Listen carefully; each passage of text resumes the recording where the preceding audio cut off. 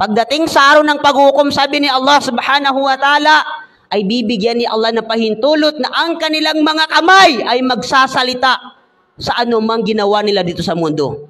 Gayon din ang kanilang mga paa.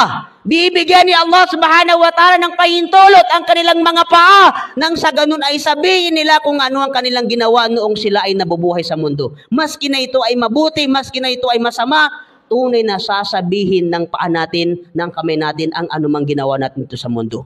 Subhanallah. Mga kapatid Islam, ang pinakaaral dito ay lahat ng gagawin natin, anumang gawain natin dito sa mundo, mabuti man o masama, maliit man o malaki, tunay na hindi natin matatakasan ito at ito ay pananagutan natin pagdating natin sa araw ng paghukom. Baka isipin natin na merong isang kasalanan, kahit ni katiting na kasalanan, na matatakasan natin, nagkakamali tayo mga kapatid. Kahit kasing liit ng alikabok, o di kaya mas maliit pa sa alikabok, ang ginawa nating kasalanan, ito ay pananagutan natin pagdating sa araw ng paghukom.